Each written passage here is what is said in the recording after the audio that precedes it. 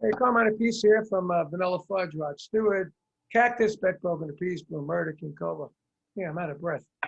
And you're on Boss Side Jive, dude.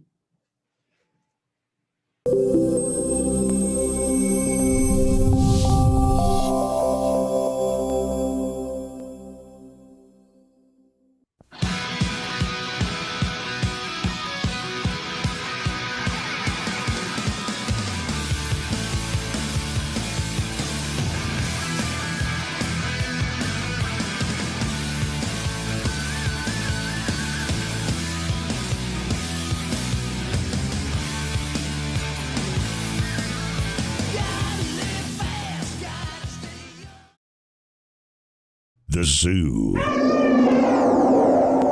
On vocal.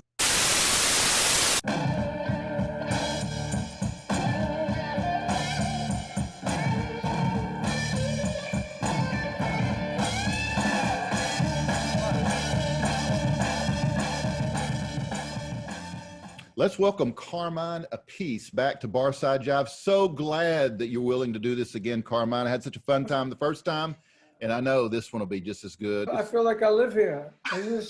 I'm thankful that you were willing to do it again, and it's awesome having you. You got great stories. I want to start off, we talked a little bit about this, but Vanilla Fudge was one of my listened to bands back in the day, but Led Zeppelin was always near and dear to my heart, and they have always been. But I know that you were influential with a lot of famous drummers, but I want to know a little bit more about John Bonham. What can you tell me about him? What do you want to know? Well, I know that you helped him, you taught him some things. What did you teach him? Well, basically, it's hard to understand that now because Led Zeppelin was so big, but when they opened up for us, nobody knew John Bonham. Nobody knew Robert Plant. Right. We did the first gig with them. We paid $750, half the fee, for their gig that they did in Denver, the first gig that we didn't need them on. Right. It was already sold out. Right. And we had gotten the record beforehand. When I heard Good Times, Bad Time, and I heard John's Foot, I said, man, who is this guy? This is awesome. I loved it, So when I met him, first thing I said to him, John, nice to meet you. I love your fucking foot on Good Times, Bad Time. He says, thank you so much. I got that from you. And I said, well, I don't do that. And he said, yes, you do. I said, where did I do that? And he showed me somewhere on one of my records, I think it was a Renaissance record, that I did it not repetitively like he did, but I did it like bop, bop, bop, or something like that, And he just did it and kept repeating it. And he got the concept from me. Wow. As he told me. Yeah.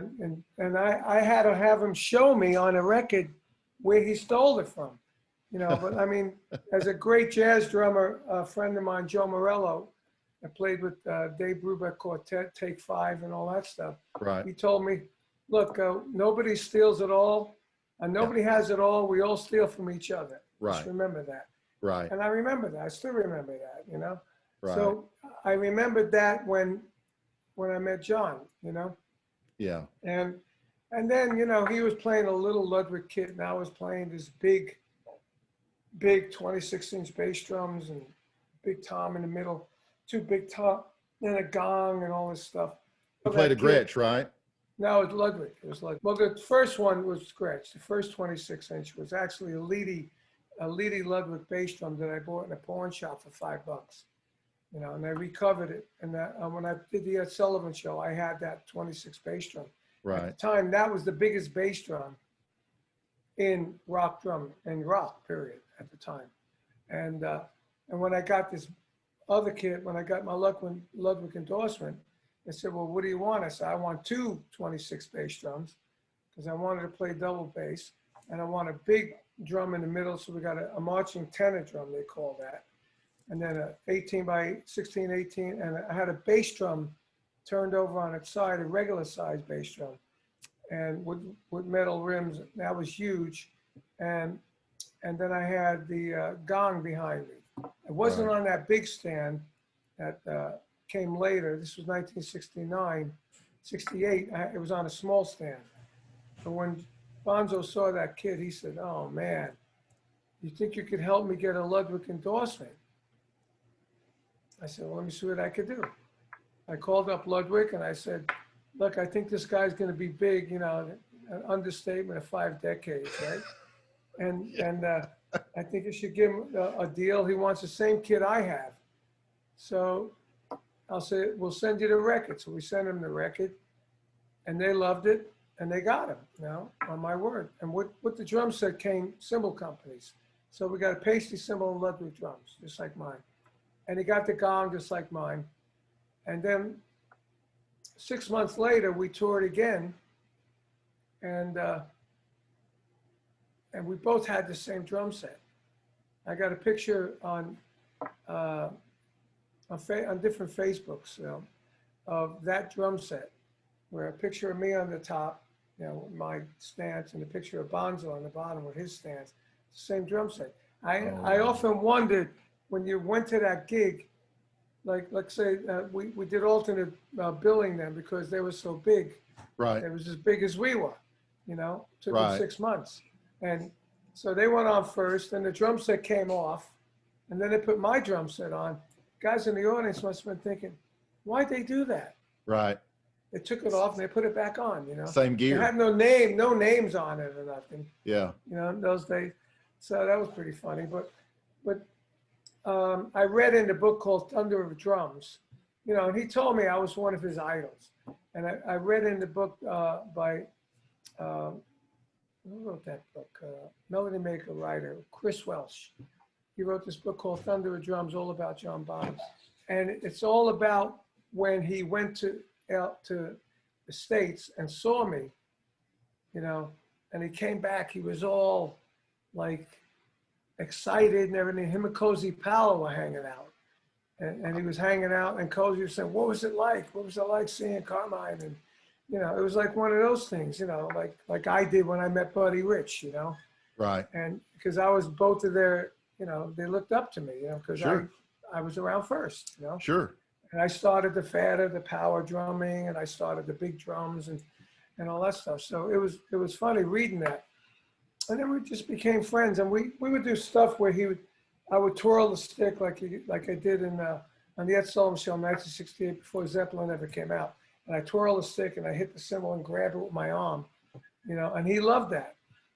So when we used to play, I would be standing off watching them, and he would twirl the stick and grab it with his arm like that. And I would go, "Yeah, nice," you know. Years later, I played with Ozzy, Yeah. and you had Motley Crue opening up.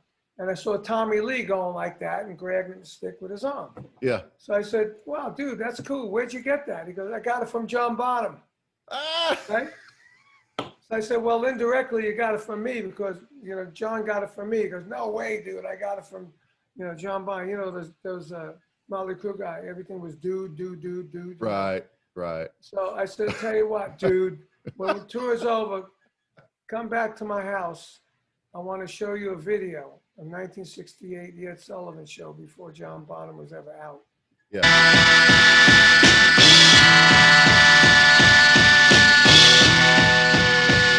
I showed him that. I did that. And then I showed him our song Shotgun, which the end of Shotgun is very similar to the end of Good Times, Bad Times. I mean, Rock and Roll, that big drum break of rock and roll. I Right. did that kind of thing at the end of Shotgun. And I played him that too. He said, "Dude," he said, "that's just like rock and roll." I said, "Yeah, but this was like 4 or 5 years before rock and roll Yeah. that was recorded." So he was like, "Wow, dude, you know, dude." Yeah. It was like, you know, like I said, nobody knew John Bonham at the time, Yeah. you know, and then over years to watch him get so big, and we're friends, you know. I Right. go see them at rehearsal, and when they moved to LA for taxes, they'd hang out at the Rainbow, go to rehearsal, I'd go up to Bonzo's hotel room, we'd have parties, you know, we were buddies, you know. His You know- wife and his kids, I mean, I gave a drum book for him to give to his, to give to Jason, and one of my drum books, you know. Wow. When you first heard them, did you have an aha moment like these guys are going to go somewhere? Yeah, we did. We said, wow, these guys are great. We knew Jimmy Page before from the Yardbirds. We used to do gigs with him. Right. And, you know, but this was a new band, and it was awesome. And, you know, the drum sound was great, and yeah, it was really kick-ass. It was similar to the Jeff Beck group with Rod Stewart, you know. And from what I hear, Jimmy Page went on the road with Jeff when he was doing the tours with Rod Stewart, and he stole a lot of stuff. I mean, come on, they both did You Shook Me on both of their first albums, you know. Yeah. Rod and Robert Plant, you know, except Rod wasn't known either at the time. Right. So, wow. That's so cool. That dude thing just kills me, man. That. Yeah. Hey, speaking of dude, did you get the book? Dude. Hey, Got I got Tony Franklin calling me. Oh, really? Hold on a minute. Okay. Yeah, go ahead. Tony, I'm doing a Zoom right now, but did you get it? Okay, I'll call you back. Okay, I'll call you back. Bye-bye. Yeah, I'm just doing a track with him right now. Oh, wow. Awesome. Yeah, so, Yeah, here you are right there you here. go. Only one problem with this book, Carmine. What's that? It's not signed. Oh, you're right. Well, that's why I told you to get it from my, I know. from my website. But I couldn't wait. Yeah, I wanted well, to get it now. I was impatient, but I'm going to send it Okay. to you. You can send it to me. I'll sign it. No problem. Okay. All right. I want to talk for just a second about people that I think were really cool that you have been acquaintances of yours, non-music types, like Telly Savalas, Robin Williams, Yeah. Henry Winkler. I've seen photos with you with all those guys. Right. There's got to be some stories there. Well, Robin Williams came to a gig I did in 1980 at the Whiskey. Also at that gig was Eddie Van Halen. I got pictures with Eddie, Eddie Money, all the guys in the Knack. At the time, the Knack were big. You know, and a few other ones, Pat Benatar's band. But Robin Williams showed up, and I said, whoa. You know, I took a picture with him, but I didn't really know him. Okay. Telly Savalas, I knew. Telly Savalas was my ex-wife's uncle. Matter of fact, he was a member of the Riviera Country Club in Brentwood, and when we got married, he got the room for us at the Riviera Country Club to get married in. Oh, wow. And I had all my rock and roll friends there. I had Ronnie Dio and Quiet Riot and Dokken and I mean all LA bands. Yeah. They were at that crazy wedding, you know. And it's funny, we didn't have a band. We had a DJ. Really? Yeah, it's funny. I don't know why. I don't remember why at the time, but he was a good guy, and we used to go out with him and his wife, and we'd go out to dinner. And then when I played with Rod, we went to England, and I got some pictures of Rod. He was married to Atlanta at the time. Me and my ex-wife, and Telly and his wife, backstage at Wembley when we played Wembley, and Rod was so excited. Yeah. Man, I can't believe you got Kojak coming to our show, you know? Yeah, he was right. so excited, you know? Yeah. And, Kojak. you know, it was cool. We used to go to the Playboy Club. They had a casino there in London. We used to go with him to the casino, and everybody knew him. Yeah. You know, and the wild thing is, this is really a dumb thing on my part, but we were in England when John Lennon got shot. You know, and he got shot on 72nd Street on the West Side in New York, you know. So my ex-wife I had to bring her to, her name was Angela. I brought Angela to Telly's apartment to stay for 2 or 3 days because we had a hotel in London, but we were going on the road to Manchester and a couple other places, Newcastle. And she didn't really want to come on the road, you know, because we did 4 nights at Wembley, you know, in London. So it's like she just wanted to stay in London and hang out with Telly, you know, her uncle and stuff. So Sure. I dropped her off there, and I heard about John Lennon getting shot. And I had told Telly about that. And I said, unbelievable, John Lennon got shot in New York City. And he said, no kidding, oh my God, horrible. And I said, this is a job for Kojak. Yeah. You know? Yeah. What a freaking dumb thing to say.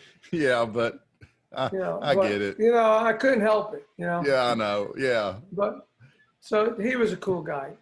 And Yeah. Henry Winkler is another guy. I went to his house for dinner and hung out with him. The I was Fonz. recording my solo album on Ventura Boulevard in Tahunga, which is, what area is that called? Studio City, okay? And I was recording at Richie Podler's studio. And Richie Podler recorded Three Dog Night, Steppenwolf, Sandy Nelson. He did all these great recordings. And he had this really old studio with the board had knobs.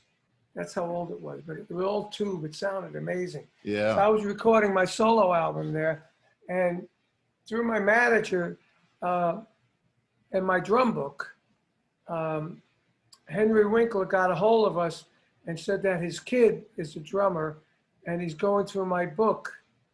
And I did a clinic in Studio City, and they came down to the clinic, I believe, you know, and via my manager telling them about the clinic. Something like that, you know, it's a long time ago. I don't remember exactly. But anyway, he ended up coming down to the studio with his kid to watch me record. And we used to hang out, and he'd come down and bring pizza, and, you know, the kid would hang out. And I also did an album of Alice Cooper in that studio. And he would come down and hang out, and then I'd go to his house for dinner, and, you know, it was a lot of fun, you know. And Oh, yeah. come to some of the gigs and everything. He's a good guy. You know, we talk on the phone, you know, and then we lost contact with each other as time went on. Yeah. But he was a good guy. Yeah. What about? Come on, the Fonz, man. I know. He's huge. Yeah. Still to this day, he's huge. Yeah, it's like Telly and the Fonz. Oh, man, yeah. You know? Now, Amazing. I know Telly's gone, but Yeah, he's still alive. but Henry's still around. Yeah, he's still around. Yeah. I saw him doing some sort of like commercial on TV for like seniors, you know. Yeah. Yeah. Oh, man. I'm ready to do that. No, you're not. You're not doing that. No, not Carmine. You're never going to get old, bro. No.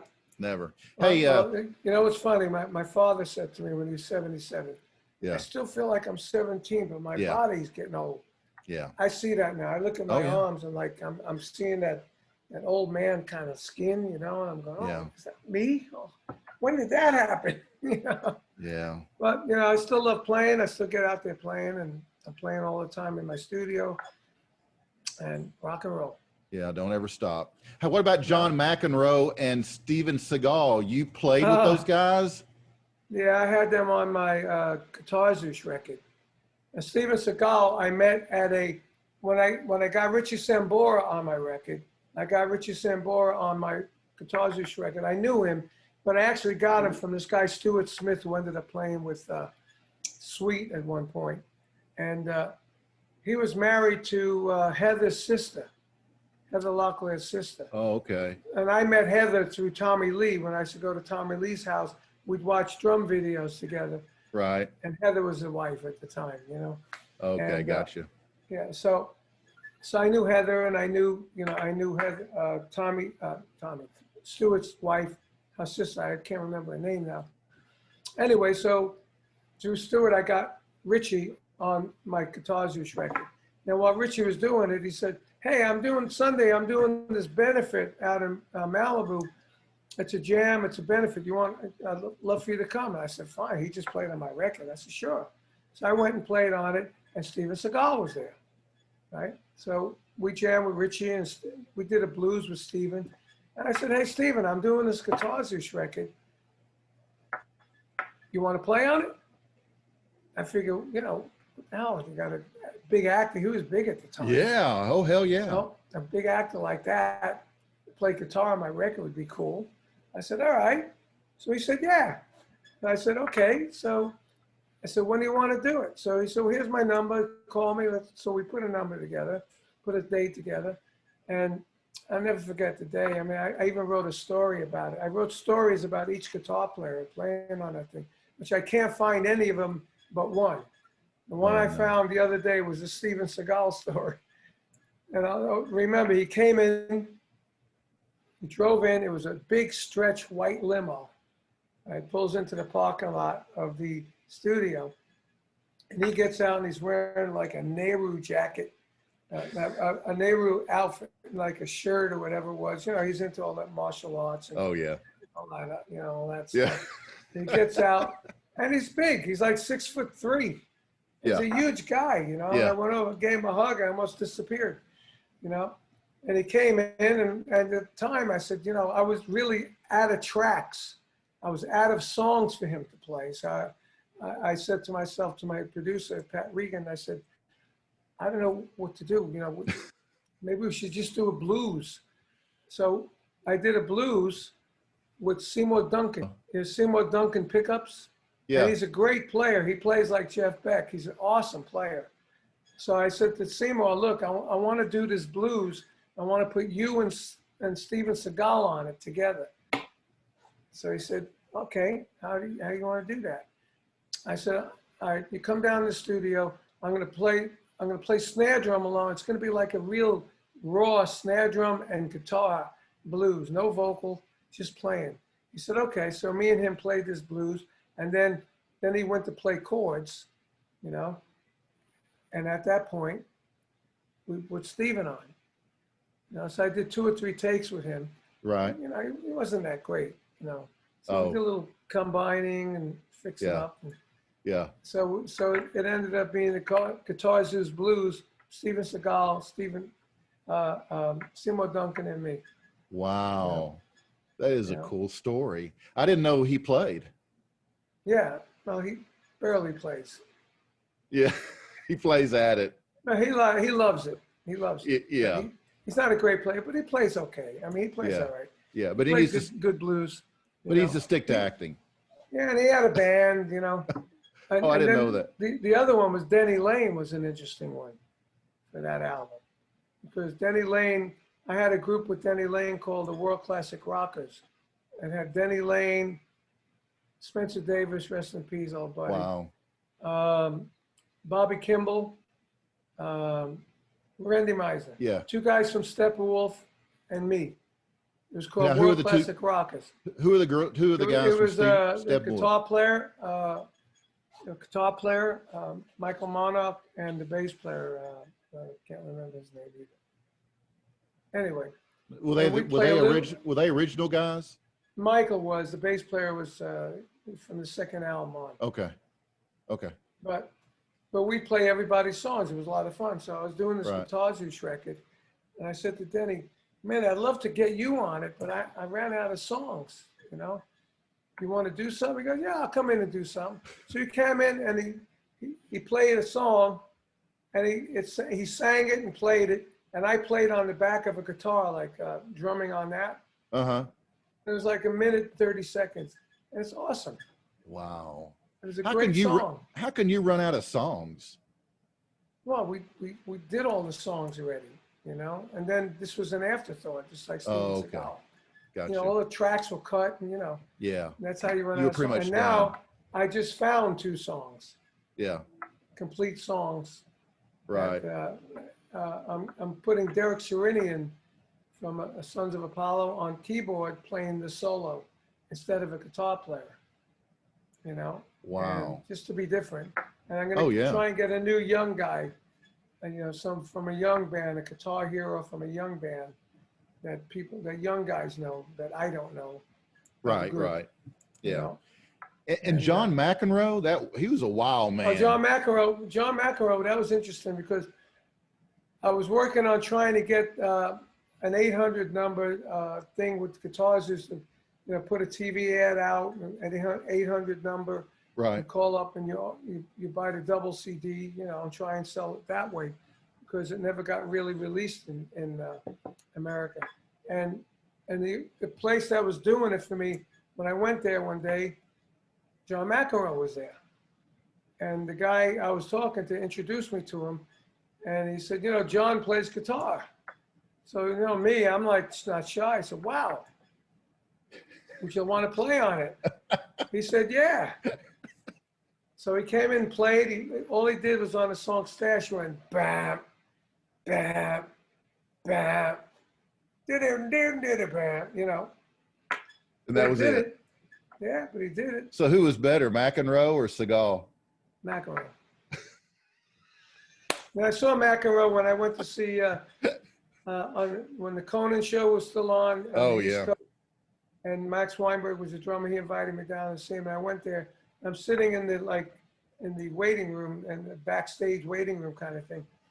And John came, hey, Carmine, what are you doing? I said, hey, John, what's up? He goes, yeah, I'm on the show tonight. I said, oh, good. I'm here to watch it. And I'm a guest of Max. He said, oh, great. He said, hey, by the way, thanks for putting me on that record. I said, no problem. Oh, man. Interesting. Yeah, very. You know, I guess in the mid 80s, you formed King Cobra for two Capitol albums and international touring. So what happened? What's the story with King Cobra? I mean, it was great stuff. You mean, well, I think what happened is I had the manager, I got fired from Ozzy because Sharon said, your name is too big. You should start your own band. That's what she told me. Yeah. Can you put on hold for a minute? Yeah. Hold on.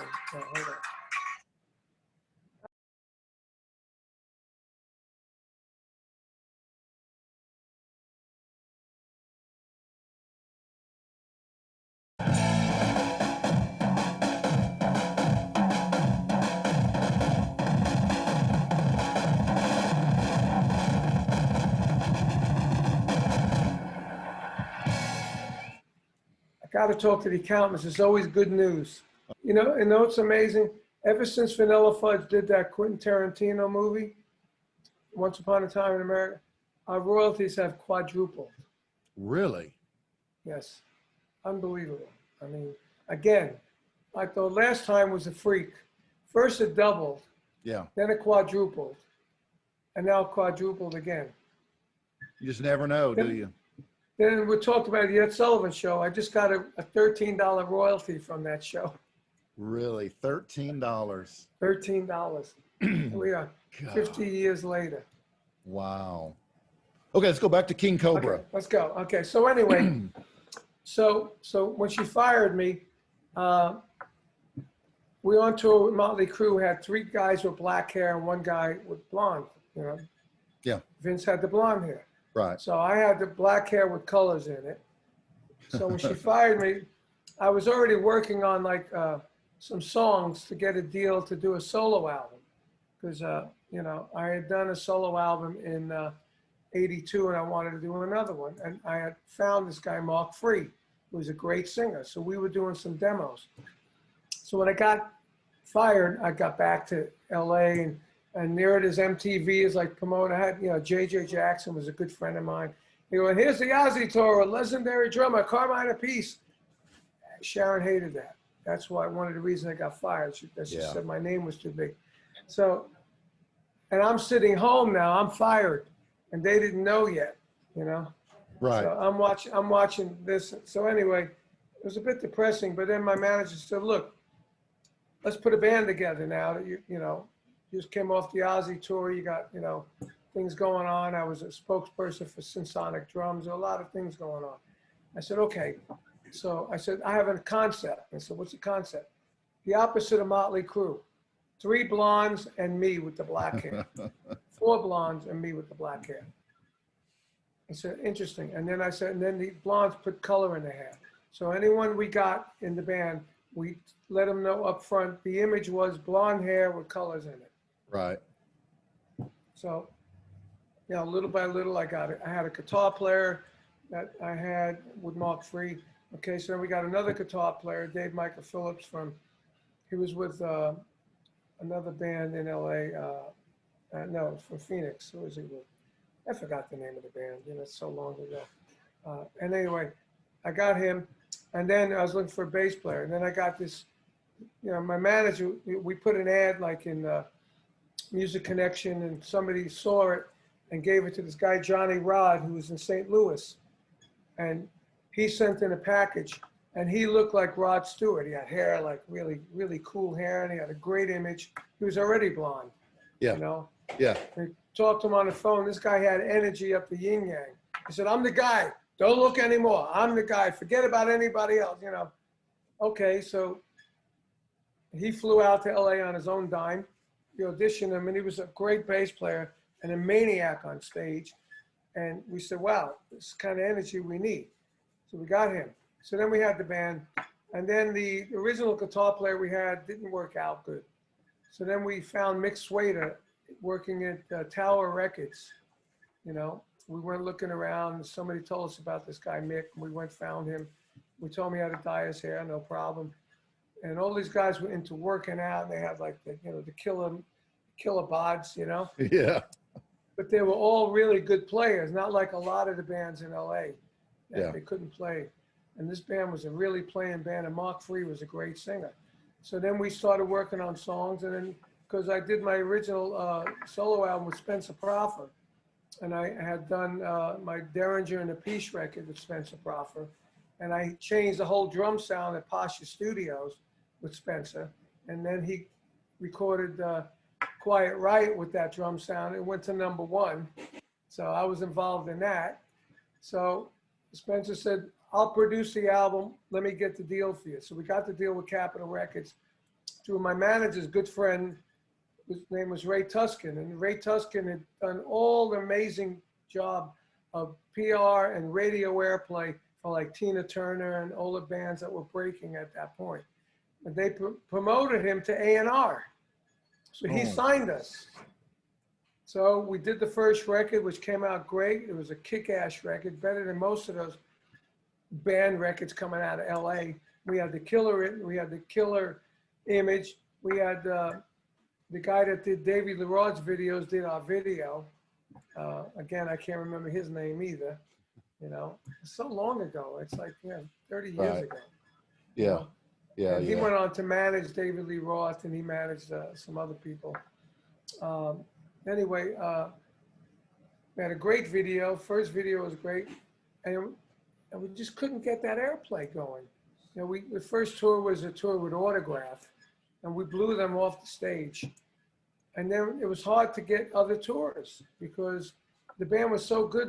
I spent $25,000 on a stage set. And we had stage set that had, you know, a double, it was amp racks, you can walk on top. We had ladders, we had ramps on the drum riser. You know, it was like, everything was color coordinated, gold, black, and red. You know, all the outfits, we had custom outfits. I mean, I spent a fortune on this band. Right. You know? But nobody would want to play with us because we were kicking ass. So then we did the second album, and then Capitol Records said, well, we need some singles. We got to have singles. So we did one side of singles and the other side of like regular King Cobra music. And the singles were good singles though, you know? And still with that, then we had the Iron Eagle song from the movie Iron Eagle. We had Lou Gossett in that. Yeah. Oh, damn hot! See, we got our work cut out for us. You are one sorry bunch. Take off your glasses. But we still couldn't break it. And Kiss took us on tour. They did me a favor, you know? Paul and Gene did me a favor because my manager used to be a coin manager that managed them. And between them and him and me, we were good friends with them. And the good thing, they actually paid us some money instead of us paying them. And so they did me a big favor. And we went on tour with Kiss. And I had bought my own motorhome and truck. I had, you know, nothing rented. Yeah. And the motorhome used to break down all the time and became like a tour joke. They go, hey, you guys got the motorhome today? So a lot of times we'd end up renting a van, you know, because the motorhome broke down in some city and we had to get it repaired. The roadies had a full like five-man road crew. Different guys were driving back to pick up the motorhome, bringing it back. It's total crazy, you know. And at the time, what was that? The movie that came out, Spinal Tap. Spinal Tap, yeah. Spinal Tap came out. Yeah. And we were watching it in the motorhome, you know. And I was living it. I was living Spinal Tap. Yeah. You know, I was coming out of the big arenas with all the big bands. Now I'm playing the country club in LA. It holds 1,000 people. We sold out 2 nights. And then we go to some other club in Phoenix that holds like 100 people, you know, and we'd have 50, you know. Oh, and man. sometimes we're in an arena or a theater. We're trying to find the stage and we couldn't find it, you know. So I looked at Spinal Tap once and I hated it. I never watched it again. Yeah. I was living it.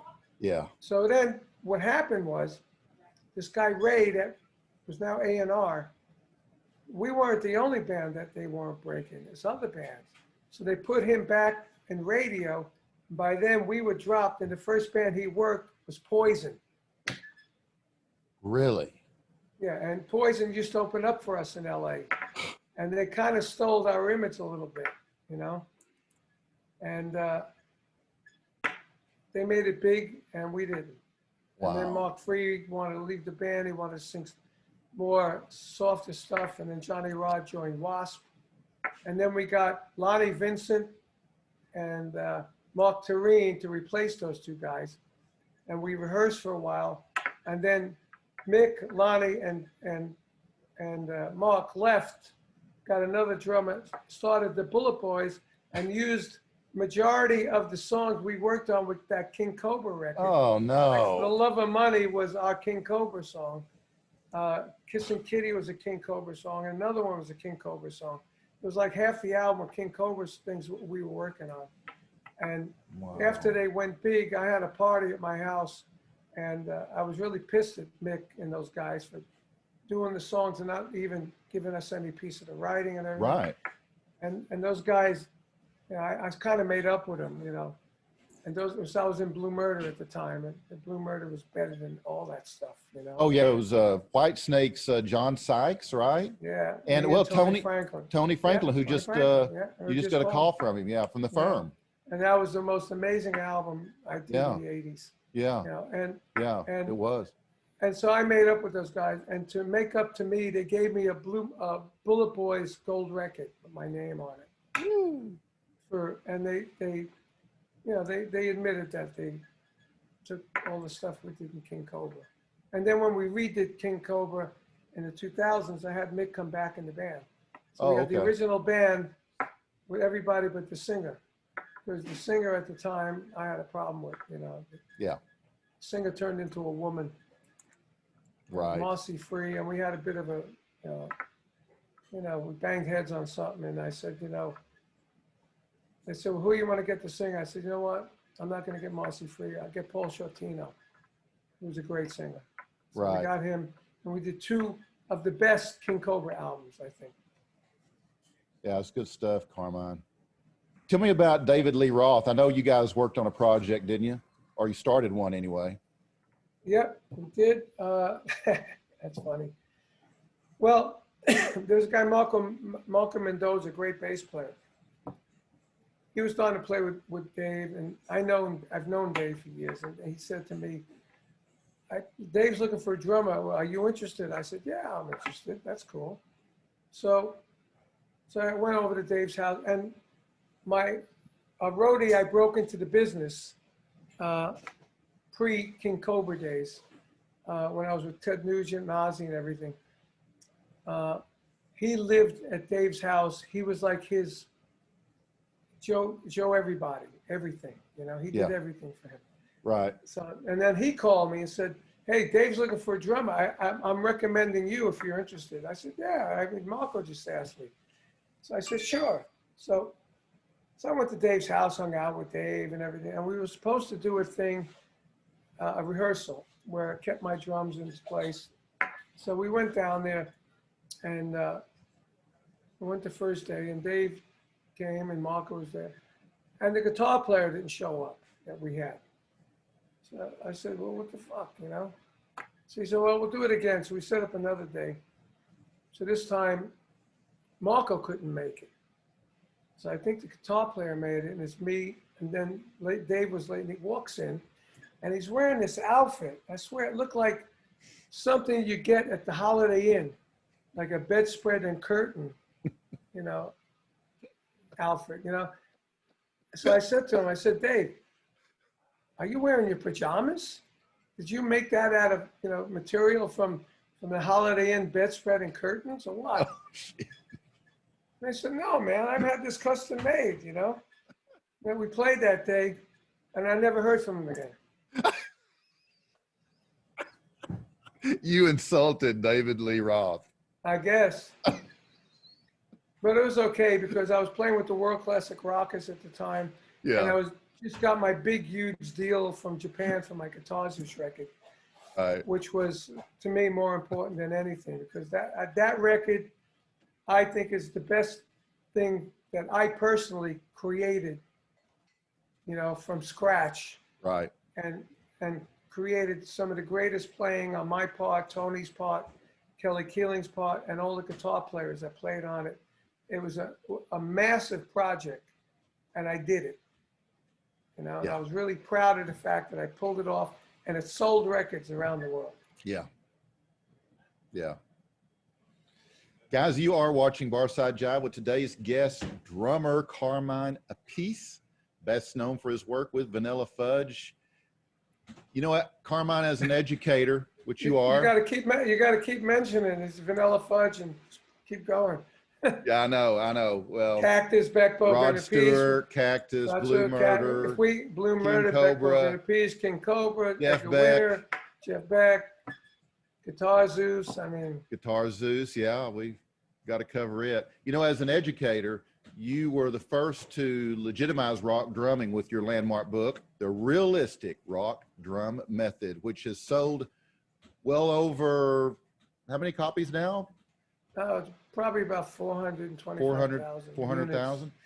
You were also the first rock drummer and rock musician to conduct instructional clinics and symposiums around the world. Now, we've got a couple of minutes here. You want to give me a lesson? I'll pay attention. Yeah. I'll send you the book.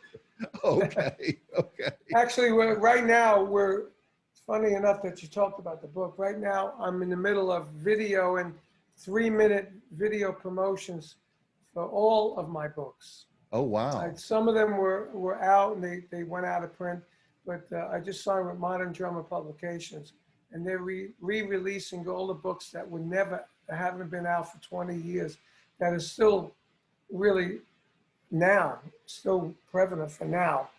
And a book I did with my brother called Drum Wars, and we are re-releasing it and repackaging it and re-promoting it. I'm doing 8 videos, 3-minute videos for all the Amazons around the world. Wow, Carmine, that's Major awesome. production. That is awesome. You know what? And I just did something for the Rock and Roll Hall of Fame.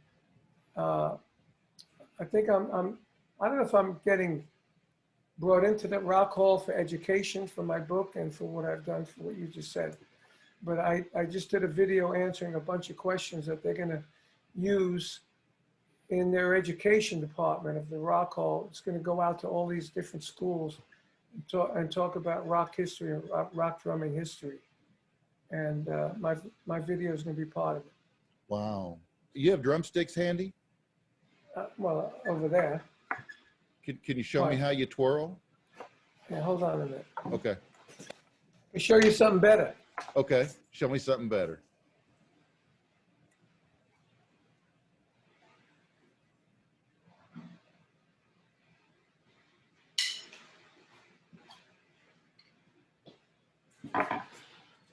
Okay, watch this now. Right? Okay. Twirls are easy. You got baton twirls like this. Okay? So hit the drum, hit it like that. And you got this twirl like this, and you do the same thing.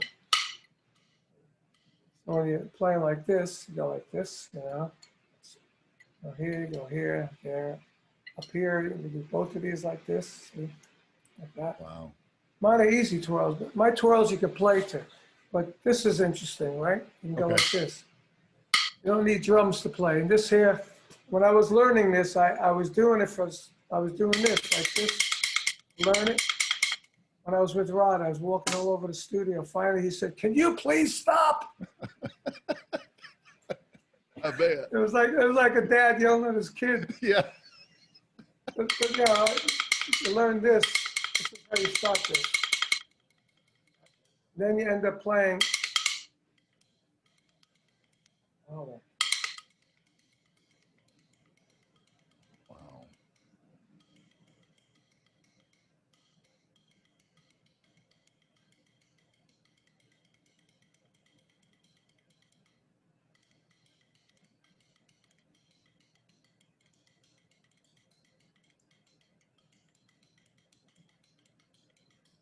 So you learned how to silence it to make Rod happy. Yeah, I just stopped doing it. And I learned to play, I learned to play these solos, you know. Oh yeah. Wow. It's one of the things that we added to what's that? Oh yeah, we added that to one of the books.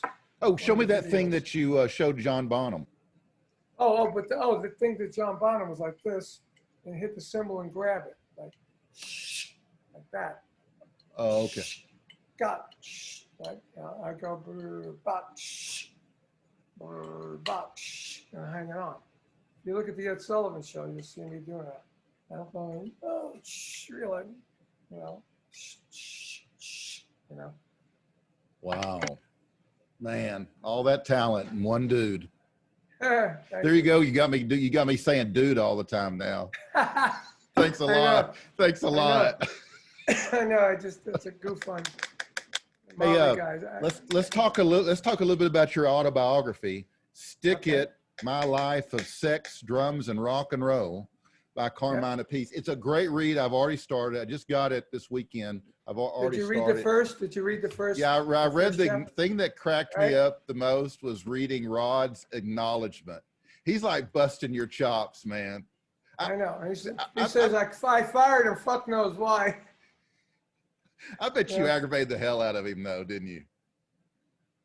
Well, not really. You know, we had a good time. I mean, when he fired the first band, the only one he kept was me. Yeah. You know, and I brought back in the guy that was in Rod's ear when they were doing coke and drinking and shit. Yeah. You know, and that's the guy that got me fired. You know. Oh, that's right. Do you still talk to Rod? Yeah, not often. I mean, when I moved here, I talked to him with the virus. At the beginning of the year, I was talking to him. Yeah. Last December, I told him I was moving to Florida. I bought a house in Florida. He goes, "Oh, great! I'm there Christmas time. Let's get together for a drink." You know, and I said, "Well, I'm not there yet." And he said, "Well, I'm here every year. I come down here every year for Christmas. So when you're here, let's go for a drink. You're buying." That's what he said to me. Yeah, because he said you never buy. Yeah, that's what he said. You know. Hold on a minute. Wow. Okay. 6:30. Okay. Yeah. That was the radio chick telling me we're going to eat at 6:30. Okay, we're almost done. So I know you've got a birthday coming up. 22 days, Carmine. What are you going to do? Not much. You know, you can't have anybody out. I can't have a party. I can't have. Yeah. You know, it's like I got a cousin down here. Maybe he'll come over with his wife. You know, but I really don't want to have a lot of people with this virus still around. Right. I was going to go to LA because my group Kodiak was going to be on TV there on a prime thing, and it ended up they moved it to February, and then three of the guys in Kodiak got the virus. Oh wow. So I canceled the trip, and I thought I would see my family, but then I had my son who's in medical. He said, "Dad, you're better off staying home." Yeah. He said, "Everything's exploding all over the place. Yeah. You know, I don't really want you coming here and then you get sick, from somebody over here." Right. And my daughter said the same thing. She does special effects makeup, and she's doing that testing every 4 times a week. And she said, if you come here, you should stay with me. It's safer staying with me than staying with Nick, my brother. Right. Because there's only me and her boyfriend there, and they both get tested. They're both in the same business. They do special effects makeup, and they're always testing. So I said, okay, that's a good idea. But then I said, well, I was gonna go visit my older brother, my younger brother, my sister, and my daughter said, but you don't know who they're seeing. Yeah. You Right. know? Yeah. And you might just get sick. So my son said, you're just better off staying home. Yeah. said, Absolutely. I mean, we're in constant touch with each other on FaceTime and this and that. It's like, I know everything that's going on in their life pretty much, So I said, maybe you're right.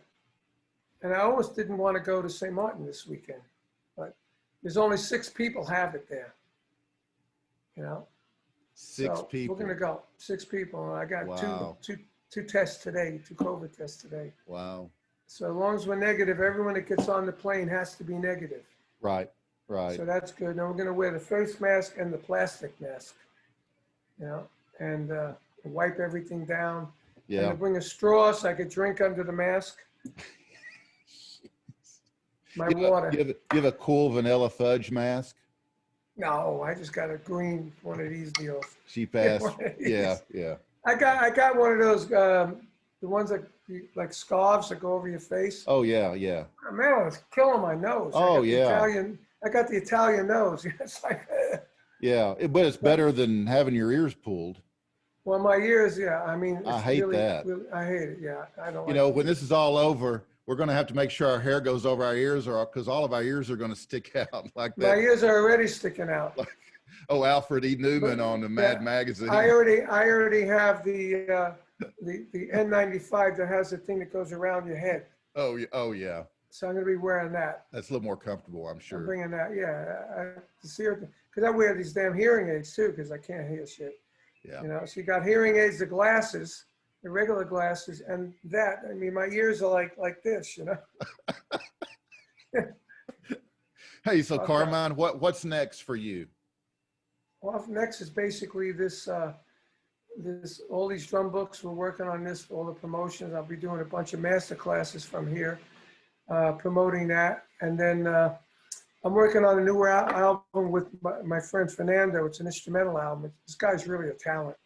And we got Derek Sherinian to play on one track on that. And he just sent me another one that I'm going to get Derek to play on. Derek says, send me some more tracks, because he's bored too. Right. You know? So Right. I got a second track I'm going to send them. And that makes track number 11, and we're working on a record deal with it. And then I just got word that special I did about the songs is coming out in England on Saturday. It's going to be on BBC television. Oh, very cool. We videoed it here. They worked on, it's called, you know, something about the songs. It's Metallica, Madonna, The Police, Rod Stewart. And the 2 Rod Stewart songs they're talking about is Young Turks, which I co-wrote, and Right. Sexy, which I co-wrote. So Right. I think I'll be on that show quite a bit. You know? Awesome. Awesome Yeah, news. So things are good, you know, and the royalties are still coming in, knock on wood. That's good. Keep those bills paid. Yeah, that's exactly right.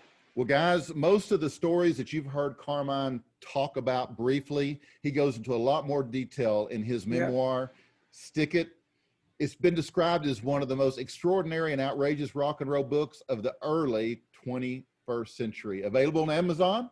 And I'm even going to include a link to this book. You can go right to the checkout page in the description. There'll be a link, and that'll help you guys get there. It is X-rated. It is X-rated. It's a great It is read, X-rated. though. You know, it's funny. I wanted to leave some of that out. My writer said, "No, man, Yeah, middle-aged women love that." And Yeah, when we sell these at the gigs, like a chick will come up, you know, middle-aged woman, and buy it. I go, "Listen, it's X-rated." She goes, "Oh, good." yeah, yeah. No, So he was right. It's a great read, guys. You need to get it. And Carmine, don't go anywhere. But I want to thank you so much for being on my show today. Again, you've been an awesome guest. It's been a great time. And I wish you and Leslie, as well as the rest of your family, all the very best this life has to offer. Thank you, man. You're welcome. You're Great, welcome. bro. See you next time. See you next time.